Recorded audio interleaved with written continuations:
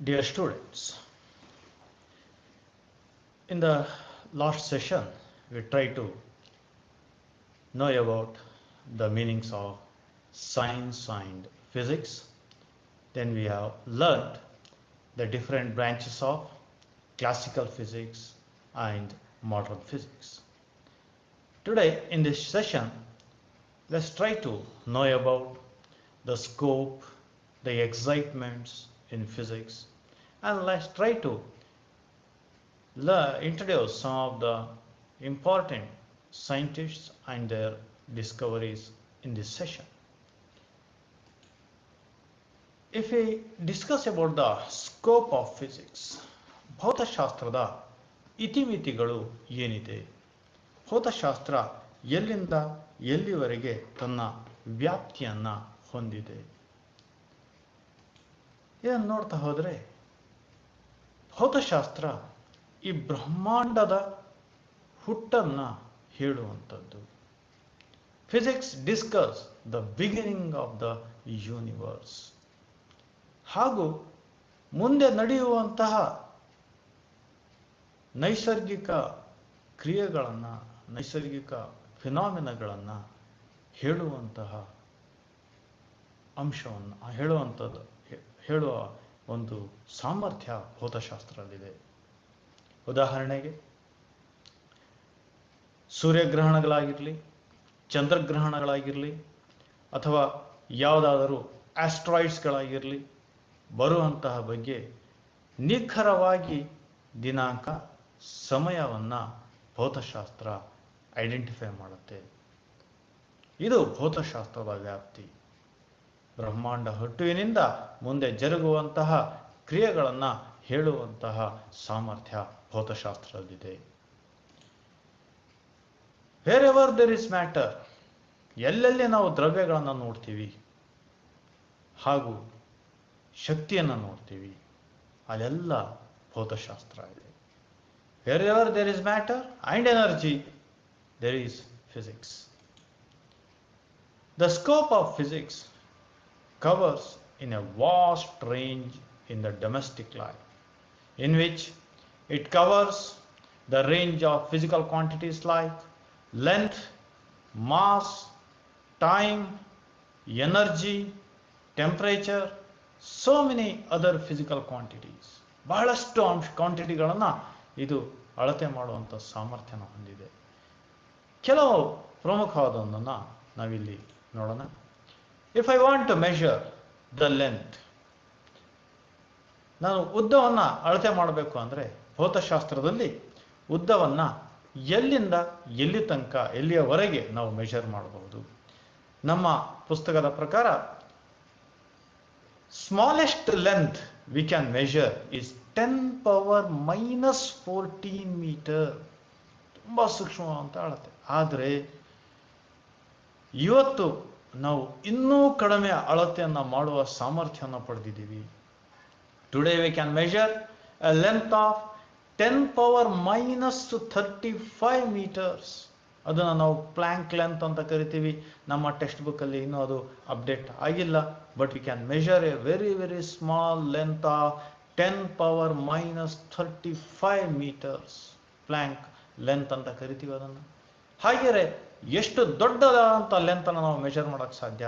V can measure a length of 10⁻26 meter. ಬ್ರಹ್ಮಾಂಡದ ವ್ಯಾಪ್ತಿಯನ್ನು ನಾವು ಅಳತೆ ಮಾಡುವಂತಹ ಒಂದು ಅಳತೆಯನ್ನು ಭೌತಶಾಸ್ತ್ರದಲ್ಲಿ ಮಾಡಬಹುದು. ದೆನ್ ಕಡಿಮೆಯಿಂದ 10⁻⁻14 ಇಟ್ಕೊಳ್ಳೋಣ. ಅಲ್ಲಿಂದ 10⁻26 ಅಂದರೆ ನಮ್ಮ ವ್ಯಾಪ್ತಿ 10⁻40 ಮೀಟರ್ಸ್ ತನಕ ನಾವು ಅಳತೆಯನ್ನು ಒಂದು ಗುಣಕಗಳಲ್ಲಿ ನಾವು ಅದನ್ನು ಅಳತೆ ಮಾಡಬಹುದು. ಅದೇ ರೀತಿಯಲ್ಲಿ ನಾವು ರಾಶಿಯನ್ನು ನೋಡಿದಾಗ ಅತ್ಯಂತ ಸಣ್ಣದಾದಂಥ ರಾಶಿ ಎಷ್ಟನ್ನು ನಾವು ಅಳತೆ ಮಾಡಬಹುದು? ನಾವು ಆರಾಮಾಗಿ we can able to measure the mass of electron, that is 9.1 × 10⁻⁻31 kg. ಅದನ್ನು ನಾವು ಆರಾಮಾಗಿ ಅಳತೆ ಮಾಡಬಹುದು. ಬಹುಶಃ ಅದಕ್ಕಿಂತ ಒಂದು ಸ್ವಲ್ಪ ಕಡಿಮೆ ಇರುವಂಥ ಮಾಸನ್ನು ಕೂಡ ನಾವು ಅಳತೆ ಮಾಡೋದಕ್ಕೆ ಸಾಧ್ಯ ಇದೆ. Then what is the highest mass we can measure? We have calculated the mass of the whole universe, ಪೂರ್ತಿ ಬ್ರಹ್ಮಾಂಡದ ರಾಶಿಯನ್ನು ನಾವು ಲೆಕ್ಕಾಚಾರ ಮಾಡಿದ್ದೀವಿ 10^55 kg. ಹಾಗಿದ್ರೆ ಸಮಯವನ್ನ ಎಲ್ಲಿಂದ ಎಲ್ಲಿ ತನಕ ನಾವು ಮೆಷರ್ ಮಾಡಕ್ ಸಾಧ್ಯ? ಅತ್ಯಂತ ಕಡಿಮೆ ಆದಂಥ ಸಮಯ 10^-22 ಸೆಕೆಂಡ್. ಬಹುಶಃ ಇದು ನಮ್ಮ ಊಹೆಗೂ ಬರೋದಿಲ್ಲ, ಯಾಕಂದ್ರೆ ನಮ್ಮ ಹತ್ರ 1 ಸೆಕೆಂಡಿಗೆ ಬೆಲೆ ಇಲ್ಲ. 10^-22 ಸೆಕೆಂಡ್ಸ್, ಅಷ್ಟು ಕಡಿಮೆ ಕಾಲಾಂತರವನ್ನ ಭೌತಶಾಸ್ತ್ರದಲ್ಲಿ ಅಳತೆ ಮಾಡೋದಕ್ಕೆ ಸಾಧ್ಯ. ಹಾಗೂ ಬ್ರಹ್ಮಾಂಡ ಹುಟ್ಟಿ ಇಲ್ಲಿವರೆಗೆ ಎಷ್ಟು ಸಮಯವಾಗಿದೆ ಅದನ್ನು ಕೂಡ ನಾವು ಅಳತೆ ಮಾಡಿದ್ದೀವಿ 10^18 ಸೆಕೆಂಡ್ಸ್. ಇವೆಲ್ಲ ತುಂಬ ಕಡಿಮೆ ಹಾಗೂ ಅತಿ ಹೆಚ್ಚು ಬೆಲೆಗಳನ್ನು ನಾವು ಅಳತೆ ಮಾಡೋದಕ್ಕೆ ಸಾಧ್ಯ. This is the scope of physics what you have to understand. ಅದೇ ರೀತಿ ನಾವು ಭೌತಶಾಸ್ತ್ರದಲ್ಲಿ ಕಾಣುವಂತಹ ಎಕ್ಸೈಟ್ಮೆಂಟ್ಸ್ಗಳು ಏನು? What are the excitements in physics? If you start talking about the excitements, ಬರೇ ತಾರ್ಕಿಕ ಚಿಂತನೆಗಳಿದ್ರೆ ವಿಜ್ಞಾನ ಅಥವಾ ಭೌತಶಾಸ್ತ್ರ ತುಂಬ ಮುಖ್ಯ. ತಾರ್ಕಿಕ ಚಿಂತನೆಗಳು, ಆದರೆ ತಾರ್ಕಿಕ ಚಿಂತನೆಯಿಂದನೇ ವಿಜ್ಞಾನ ಮತ್ತು ಭೌತಶಾಸ್ತ್ರ ಬೆಳೆಯೋದು ಅಷ್ಟು ಸುಲಭ ಅಲ್ಲ. ಅದಕ್ಕೆ ನಿಖರವಾದಂತಹ ಅಳತೆಗಳು ಮುಖ್ಯ. ಆ ಕ್ವಾಂಟಿಟೇಟಿವ್ ಮೆಷರ್ಮೆಂಟ್ಸ್ ಅನ್ನ ಭೌತಶಾಸ್ತ್ರ ಕೊಟ್ಟಿದೆ. ನಮ್ಮ ಗ್ಯಾಲಾಕ್ಸಿ ಮಿಲ್ಕಿ ವೇ, ಕ್ಷೀರಪಥ, ಹಾಲು ಹಾದಿ ಅಂತ ಕರಿತೀವಿ. ಮಿಲ್ಕಿ ವೇ ಗ್ಯಾಲಾಕ್ಸಿ ಎಷ್ಟು ದೊಡ್ಡದಿದೆ ನಿಖರವಾಗಿ ನಾವು ಅಳತೆ ಮಾಡಿದ್ದೀವಿ. ಭೂಮಿಯಿಂದ ಸೂರ್ಯ ಎಷ್ಟು ದೂರದಲ್ಲಿದ್ದಾನೆ ನಿಖರವಾಗಿ ಅಳತೆ ಮಾಡಿದ್ದೀವಿ. ಕಣ್ಣಿಗೆ ಕಾಣದಂತಹ ಆಟಮಿನ ವ್ಯಾಸ ಎಷ್ಟಿದೆ ಅಳತೆ ಮಾಡಿದ್ದೀವಿ. ಆಟಮಿನ ಒಳಗಿರುವಂತಹ ನ್ಯೂಕ್ಲಿಯಸ್, ಅಣುಕ್ಕೆ ಬೀಜ ಕೇಂದ್ರ, ಪರಮಾಣು ಕೇಂದ್ರ, ಅದರ ವ್ಯಾಸ ಎಷ್ಟಿದೆ ನಾವು ಅಳತೆ ಮಾಡಿದ್ದೀವಿ. we have measured in an accurate, in a precise manner. ಇದು ಭೌತಶಾಸ್ತ್ರದ excitement. The basic laws of physics are universal. ಬಹಳಷ್ಟು ಲಾಗಳು ಆಟಮಿನ ಒಳಗಿರುವಂತಹ ಎಲೆಕ್ಟ್ರಾನ್, ನ್ಯೂಟ್ರಾನ್ ಇಂದ ಹಿಡಿದು ಬ್ರಹ್ಮಾಂಡದ ದೊಡ್ಡ ದೊಡ್ಡ ಕಾಯಗಳ ತನಕ ಅವುಗಳ ವ್ಯಾಪ್ತಿಯನ್ನು ನಾವು ಕಾಣಬಹುದು. ಉದಾಹರಣೆಗೆ ನ್ಯೂಟನ್ನ ವಿಶ್ವ ಗುರುತ್ವ ವ್ಯಾಪಿ ನಿಯಮ, 2 ಪ್ರೋಟಾನ್ಗಳ ನಡುವೆ ಇರುವಂತಹ ಗುರುತ್ವ ಬಲವನ್ನ ನಾವು ಅದರಿಂದ ಕಂಡುಹಿಡಿಯಬಹುದು. ಅದೇ ವಿಶ್ವ ಗುರುತ್ವ ವ್ಯಾಪಿ ನಿಯಮವನ್ನು ಬಳಸಿಕೊಂಡು ಬ್ರಹ್ಮಾಂಡದಲ್ಲಿರುವಂತಹ 2 ದೈತ್ಯಾಕಾರದ ನಕ್ಷತ್ರಗಳ ನಡುವೆ ಇರುವಂತಹ ಗುರುತ್ವ ಬಲವನ್ನು ಸಹ ನಾವು ಕಂಡುಹಿಡಿಯೋದಕ್ಕೆ ಸಾಧ್ಯ. Then the strategy of approximation, ಮುಂದಾಗುವಂತಹ ಅಂಶಗಳನ್ನ ನಾವು ನಿಖರವಾಗಿ ಲೆಕ್ಕಾಚಾರ ಮಾಡಿ ಇಷ್ಟನೇ ತಾರೀಕು ಇಷ್ಟು ಸಮಯಕ್ಕೆ ಇಂಥ ಕ್ರಿಯೆ ಜರುಗತ್ತೆ ಅಂತ ನಾವು ಹೇಳೋದಿಕ್ಕೆ ಸಾಧ್ಯ. These are the excitements what we can see in physics. Dear students, let's try to learn about some of the physicists from different countries of the world who have given great contribution to us.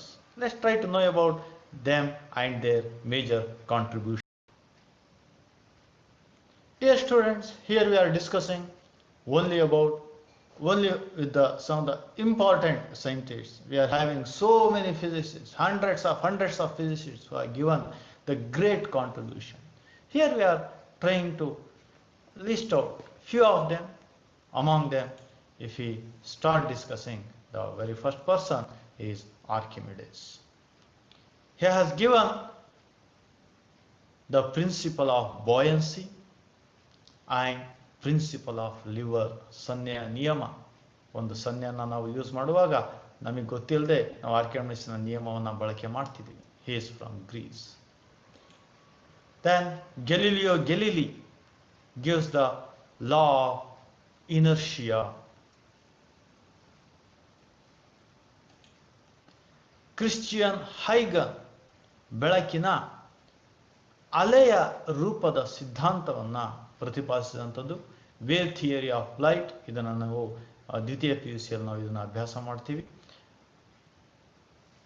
ಗ್ಯಾಲಿಲಿ ಕೊಟ್ಟಂತಹ ಸನ್ನೆಯ ನಿಯಮವನ್ನು ಪ್ರಥಮ PUC ಯಲ್ಲಿ ನಾವು ಅಭ್ಯಾಸ ಮಾಡ್ತೀವಿ. Then he is one of the very important person in physics. ಅದರಲ್ಲೂ ವಿಶೇಷವಾಗಿ classical physics ಅಲ್ಲಿ ಇರುವಂತಹ ಕ್ಲಾಸಿಕಲ್ ಮೆಕ್ಯಾನಿಕ್ಸ್ಗೆ ಒಂದು ಸಂಪೂರ್ಣ ರೂಪವನ್ನು ಕೊಟ್ಟಂತಹ ವ್ಯಕ್ತಿ ಸರ್ ಐಸಾಕ್ ನ್ಯೂಟನ್. ಸುಮಾರು 3.3 ವರ್ಷಗಳಿಂದ ಅವರು ಕೊಟ್ಟಂತಹ ನಿಯಮಗಳು ಇಲ್ಲಿಯವರೆಗೂ ಕೂಡ ಸರಿಯಾಗಿದೆ. ಆದರೆ ಮ್ಯಾಕ್ರೋಸ್ಕೋಪಿಕ್ ವರ್ಲ್ಡಿಗೆ ಮಾತ್ರ.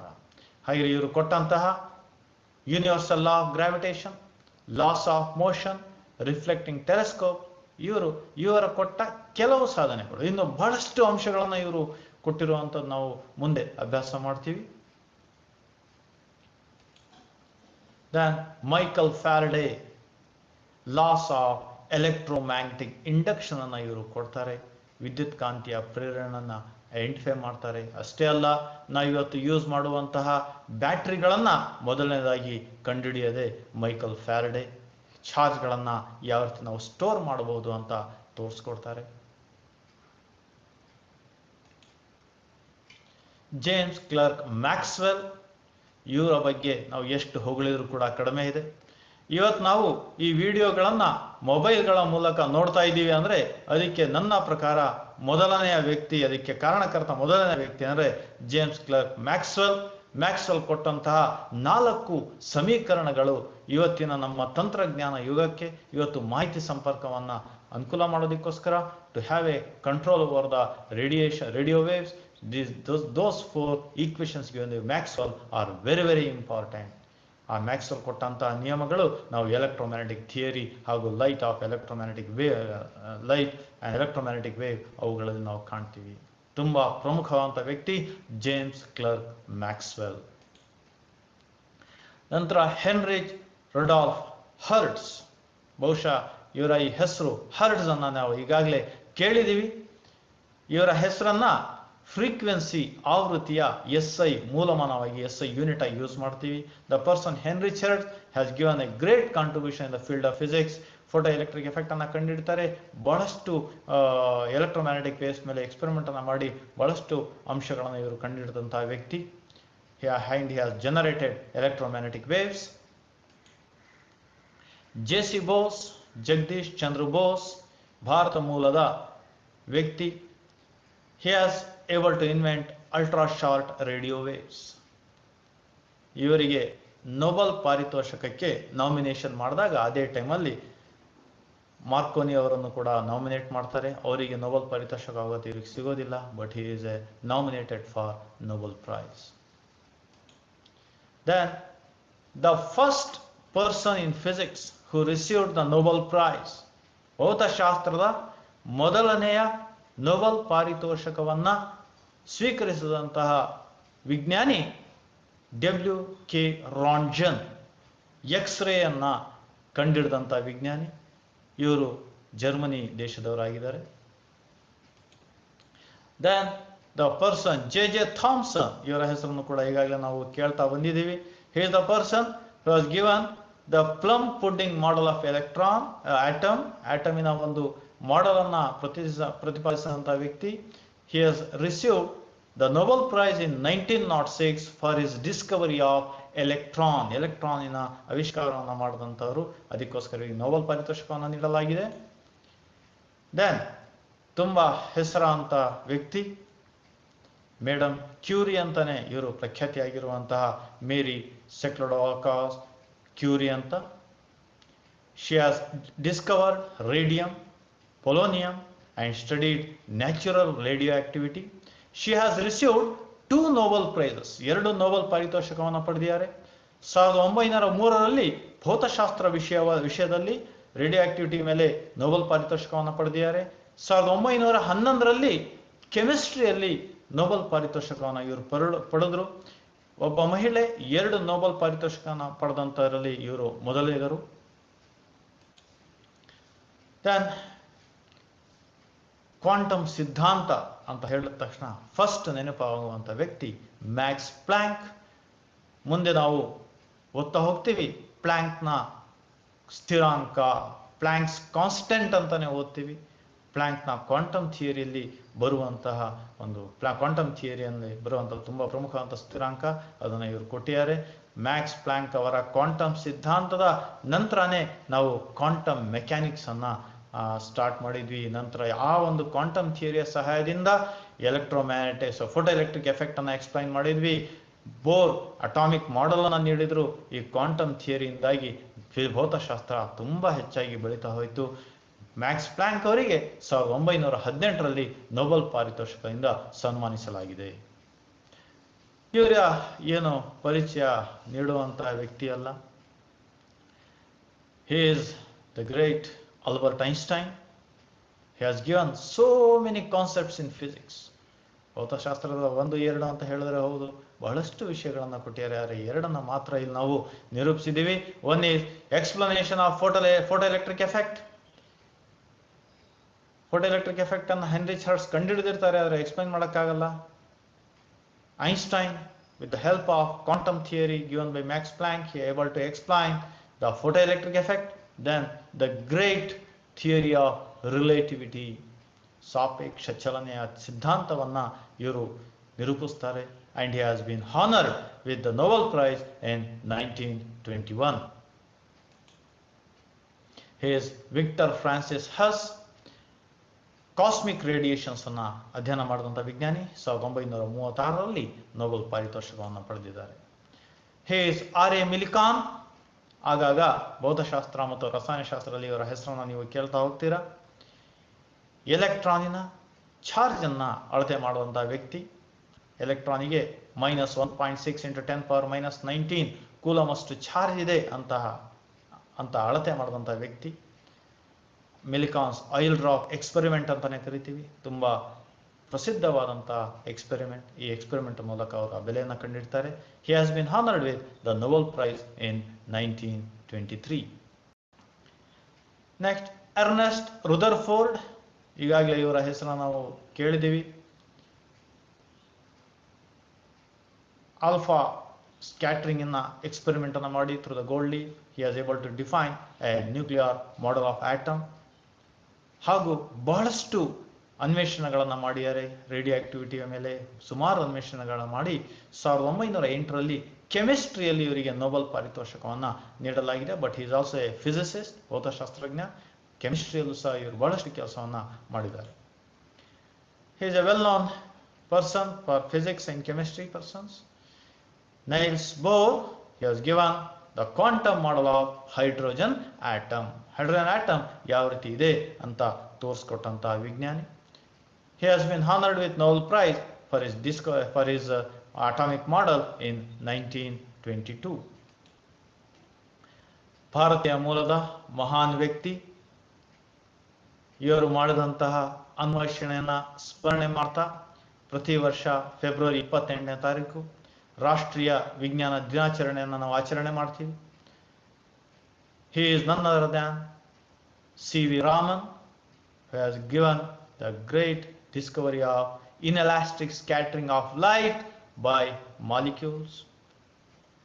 ಅದರಲ್ಲೂ ಬೆನ್ಸೀನ್ ಮತ್ತು ಟಾಲಿನ್ ಲಿಕ್ವಿಡ್ ಮಾಲಿಕ್ಯೂಲ್ಸ್ ಆಗುವಂಥ ಸ್ಕ್ಯಾಟರಿಂಗ್ ಅನ್ನು ಹೇಳ್ತಾರೆ.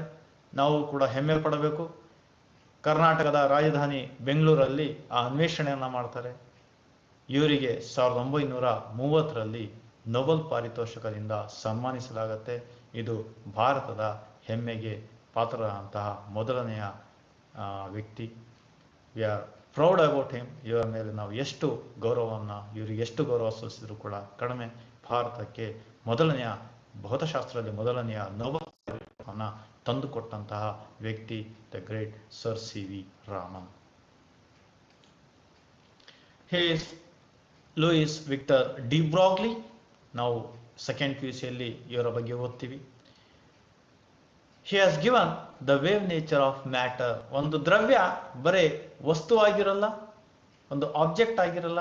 ಅದು ಅತಿ ಹೆಚ್ಚಿನ ವೇಗದಲ್ಲಿ ಚಲಿಸಿದಾಗ, ಬೆಳಕಿನ ವೇಗಕ್ಕೆ ಹತ್ತಿರ ವೇಗದಲ್ಲಿ ಚಲಿಸಿದಾಗ ಅದು ಅಲೆಯಾಗಿ ರೂಪಾಂತರವಾಗುತ್ತೆ ಅಂತ ವೇವ್ ನೇಚರ್ ಆಫ್ ಮ್ಯಾಟರ್ ಅನ್ನ ಒಂದು ಎಲೆಕ್ಟ್ರಾನ್ ಅಲೆ ಆಗುವುದರ ಬಗ್ಗೆ ಇವರು ಹೇಳಿದಂಥ ವ್ಯಕ್ತಿ.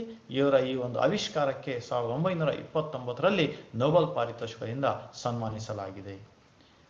M.N.. Saha, Meghnad Saha. He has given the concept of thermal ionisation. ಭಾರತೀಯ ಮೂಲದ ವ್ಯಕ್ತಿ. ಎಸ್.ಎನ್. ಬೋಸ್, ಕ್ವಾಂಟಮ್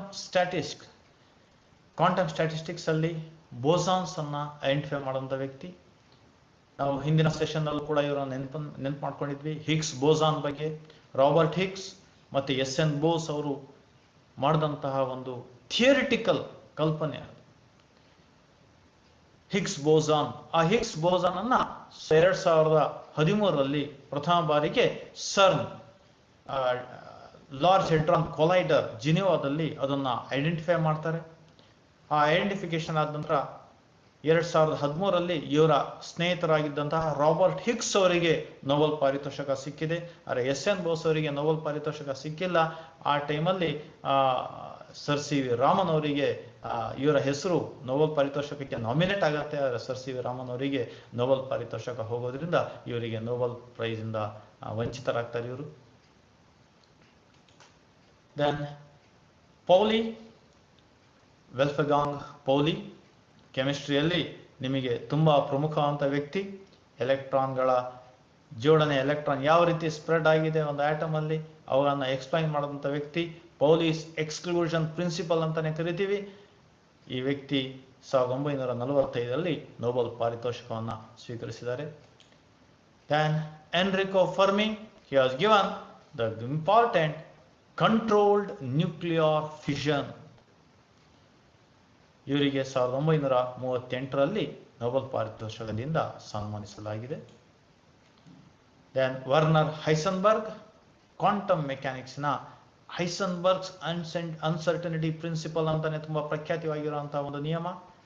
ಇವರಿಗೆ 1932ರಲ್ಲಿ ನೊಬೆಲ್ ಪಾರಿತೋಷಕದಿಂದ ಸನ್ಮಾನಿಸಲಾಗಿದೆ. Paul Dirac, relativistic theory of electron, quantum statistics ಅನ್ನ ಎಕ್ಸ್ಪ್ಲೈನ್ ಮಾಡಿದಂತಹ ವ್ಯಕ್ತಿ.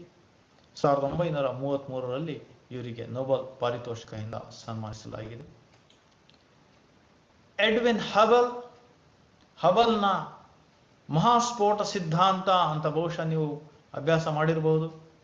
ಹೆಬಲ್ಸ್ ಎಕ್ಸ್ಪ್ಯಾಂಡಿಂಗ್ ಯೂನಿವರ್ಸ್, ಬಿಗ್ ಬ್ಯಾಂಗ್ ಥಿಯರಿಯಲ್ಲಿ ಬರುತ್ತೆ. ಹೀಸ್ ಲಾರೆನ್ಸ್, ಸೈಕ್ಲೋಟ್ರಾನ್ ಅಂತ ಸೆಕೆಂಡ್ ಇಯರ್ PUC ನಾವು ಓದ್ತೀವಿ. ಆ ಸೈಕ್ಲೋಟ್ರಾನ್ಗಳನ್ನು ಆವಿಷ್ಕಾರ ಮಾಡಿದಂತಹ ವ್ಯಕ್ತಿ. 1939ರಲ್ಲಿ ನೊಬೆಲ್ ಪಾರಿತೋಷಕದಿಂದ ಸನ್ಮಾನಿಸಲಾಗಿದೆ. ಹೇಸ್ ಜೇಮ್ಸ್ ಚಾಡ್ವಿಕ್, 1931ರಲ್ಲಿ ನ್ಯೂಟ್ರಾನಿನ ಅನ್ವೇಷಣೆಯನ್ನ ಮಾಡ್ತಾರೆ, ನ್ಯೂಟ್ರಾನ್ ಅನ್ನು ಡಿಸ್ಕವರ್ ಮಾಡಿಕೊಡ್ತಾರೆ. And he has been honoured for that in 1935. He's Hideki Yukawa, nucleus ಒಳಗಿರುವಂತಹ ನ್ಯೂಕ್ಲಿಯಾಸ್, ಪ್ರೋಟಾನ್ಸ್ ಮತ್ತು ನ್ಯೂಟ್ರಾನ್ಗಳ ನಡುವೆ ಇರುವಂತಹ ನ್ಯೂಕ್ಲಿಯರ್ ಫೋರ್ಸ್ ಬಗ್ಗೆ, ಥಿಯರಿ ಆಫ್ ನ್ಯೂಕ್ಲಿಯರ್ ಫೋರ್ಸಸ್ ಅಂತ ಇವರು ಕೊಟ್ಟಂತಹ ಮಹಾನ್ ವಿಜ್ಞಾನಿ. ಇದನ್ನು ನಾವು ಸೆಕೆಂಡ್ ಇಯರ್ PUCಯಲ್ಲಿ ಓದ್ತೀವಿ. ಇವರಿಗೆ 1949ರಲ್ಲಿ ನೊಬೆಲ್ ಪಾರಿತೋಷಕದಿಂದ ಸನ್ಮಾನಿಸಲಾಗಿದೆ. Then he is one of the great person for us, ನಮಗೆ ಹೆಮ್ಮೆ ಪಡುವಂತಹ ಒಬ್ಬ ಮಹಾನ್ ವಿಜ್ಞಾನಿ Homi Jahangir Bhabha. Cascade process of cosmic radiation, ಇದರಲ್ಲಿ ತುಂಬಾ ಹೆಚ್ಚಿನ ಕೆಲಸವನ್ನು ಮಾಡಿದ್ದಾರೆ. ಅದ್ರ ಜೊತೆಗೆ ಭಾರತಕ್ಕೆ ನ್ಯೂಕ್ಲಿಯರ್ ಎನರ್ಜಿಯನ್ನ ತೋರಿಸ್ಕೊಟ್ಟಂತಹ ಮಹಾನ್ ವ್ಯಕ್ತಿ. ಇವರ ಹೆಸರಿನ ಗೌರವಾರ್ಥ ನಾವು ಭಾರತದಲ್ಲಿ ಬಾಬಾ ನ್ಯೂಕ್ಲಿಯರ್ ಪ್ಲಾಂಟ್ ಅನ್ನು ಕೂಡ ಇಟ್ಟಿದ್ದೀವಿ. ರಿಸರ್ಚ್ ಸೆಂಟರ್ ಇದೆ ಇವರ ಹೆಸರಿನ ಗೌರವಾರ್ಥ. ಇವರಿಗೆ 1951ರಿಂದ 1956 ತನಕ ಸತತವಾಗಿ 5 ವರ್ಷಗಳ ಕಾಲ ನೊಬೆಲ್ ಪ್ರೈಸ್ಗೋಸ್ಕರ ನಾಮಿನೇಟ್ ಮಾಡಲಾಯಿತು. ಆದರೆ ದುರಾದೃಷ್ಟವಶಾತ್ ಇವರಿಗೆ ನೊಬೆಲ್ ಪಾರಿತೋಷಕ ಸಿಕ್ಕಿಲ್ಲ. But he is one of the very very very important and great scientist. Then Lev Landau, he has given the theory of condensed matter, liquid helium ಅನ್ನು ಐಡೆಂಟಿಫೈ ಮಾಡ್ತಾರೆ. He has been honored with 1962 with the Nobel Prize. ಮತ್ತೊಬ್ಬ ಮಹಾನ್ ಭಾರತೀಯ ವಿಜ್ಞಾನಿ, ನಾವು ಹೆಮ್ಮೆ ಪಡುವಂತಹ ವಿಜ್ಞಾನಿ ಎಸ್ ಚಂದ್ರಶೇಖರ್ ಲಿಮಿಟ್ ಅಂತಾನೆ ಕಂಡಿಡಿದಂಥ ಒಬ್ಬ ವ್ಯಕ್ತಿ. Structure of evolution of stars, ಖಗೋಳಶಾಸ್ತ್ರದಲ್ಲಿ ಮಹಾನ್ ಕೆಲಸನ ಮಾಡುವಂಥ ವ್ಯಕ್ತಿ. ನಕ್ಷತ್ರ ಜೀವನ ಚಕ್ರದಲ್ಲಿ ಒಂದು ಹಂತ ಬರುತ್ತೆ ಬ್ಲ್ಯಾಕ್ ಹೋಲ್ಸ್ ಅಂತ. ಆ ಬ್ಲ್ಯಾಕ್ ಹೋಲ್ಸಿನ ಡೆನ್ಸಿಟಿಯನ್ನ ಡಿಫೈನ್ ಮಾಡ್ತಾರೆ. ಆ ಡೆನ್ಸಿಟಿಯನ್ನ ನಾವು ಚಂದ್ರಶೇಖರ್ ಲಿಮಿಟ್ ಅಂತ ಕರಿತೀವಿ. ಅದನ್ನ ಅನ್ವೇಷಣೆ ಮಾಡಿದಂಥ ಇವರಿಗೆ 1983ರಲ್ಲಿ ನೊಬೆಲ್ ಪಾರಿತೋಷಕದಿಂದ ಸನ್ಮಾನಿಸಲಾಗಿದೆ.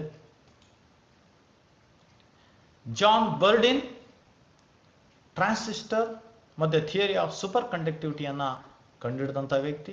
ಭೌತಶಾಸ್ತ್ರದಲ್ಲೇ 2 ನೊಬೆಲ್ ಪಾರಿತೋಷಕನ ಪಡೆದಂತಹ ಮೊದಲಿಗ. 1956ರಲ್ಲಿ ಒಂದು ನೊಬೆಲ್ ಪಾರಿತೋಷಕ, ಅದು 1972ರಲ್ಲಿ ಒಂದು ನೊಬೆಲ್ ಪಾರಿತೋಷಕವನ್ನು ಪಡೆದಿದ್ದಾರೆ. C.H. ಥಾಮ್ಸ್ ಮೇಜರ್ಸ್ ಮತ್ತೆ ಲೇಸರ್ಸ್ಗಳ ಆವಿಷ್ಕಾರವನ್ನು ಮಾಡಿದ್ದಾರೆ. ಇವತ್ತು ಲೇಸರ್ ಟೆಕ್ನಾಲಜಿ ಏನೇನಿದೆಯೋ ಅದರ ಪೂರ್ಣ ಕ್ರೆಡಿಟ್ ಇವರಿಗೆ ಹೋಗುತ್ತೆ. ಇದರ ಈ ಒಂದು ಆವಿಷ್ಕಾರದ ಗೌರವಾರ್ಥ ಇವರಿಗೆ 1964ರಲ್ಲಿ ನೊಬೆಲ್ ಪಾರಿತೋಷಕದಿಂದ ಸನ್ಮಾನಿಸಲಾಗಿದೆ. ಪಾಕಿಸ್ತಾನ ಮೂಲದ ವಿಜ್ಞಾನಿ Abdul Salam unification of weak and electromagnetic interactions ಅನ್ನ ಇವರು ಕಂಡುಹಿಡಿದರು. ಇವರಿಗೆ 1979ರಲ್ಲಿ ನೊಬೆಲ್ ಪಾರಿತೋಷಕದಿಂದ ಸನ್ಮಾನಿಸಲಾಗಿದೆ.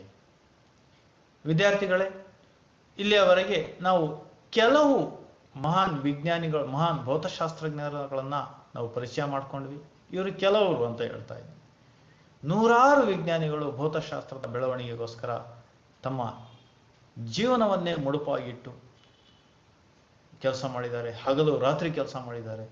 ಅವರೆಲ್ಲರ ಆ ಒಂದು ಅನ್ವೇಷಣೆಗಳು, ಆ ಮಹಾನ್ ಕಾರ್ಯಗಳ ಒಂದು ಫಲವಾಗಿ ಇವತ್ತು ಭೌತಶಾಸ್ತ್ರ ಇಷ್ಟು ದೊಡ್ಡ ವಿಷಯವಾಗಿ ಇವತ್ತು ನಮ್ಮ ಎದುರುಗಡೆ ನಿಂತಿದೆ. ನಮ್ಮ ಜೀವನದ ಪ್ರತಿಯೊಂದು ಹಂತ, ಪ್ರತಿಯೊಂದು ಗಳಿಗೆ, ಪ್ರತಿಯೊಂದು ಭಾಗ ಭೌತಶಾಸ್ತ್ರ ಇಲ್ಲದೆ ಇಲ್ಲ. ನಾವು ಬೆಳಿಗ್ಗೆ ಎದ್ದು ರಾತ್ರಿ ಮಲಗುವವರೆಗೂ ಕೂಡ ನಮಗೆ ಭೌತಶಾಸ್ತ್ರ, ಅದರ ಅನ್ವಯಗಳು ನಮ್ಮ ಜೀವನದಲ್ಲಿ ಇದ್ದೇ ಇದೆ. ಅಷ್ಟು ಪ್ರಮುಖವಾದಂಥ ವಿಷಯವನ್ನು ನಾವು ಓದ್ತಾ ಇದ್ದೀವಿ ಮುಂದಿನ ತರಗತಿಗಳಲ್ಲಿ. ವಿದ್ಯಾರ್ಥಿಗಳೇ, ಇನ್ನು ಉಳಿದಂತಹ ಅಂಶಗಳನ್ನು ನಾವು ಮುಂದಿನ ಸೆಷನ್ನಲ್ಲಿ ಅಭ್ಯಾಸ ಮಾಡೋಣ. ನಮಸ್ಕಾರ.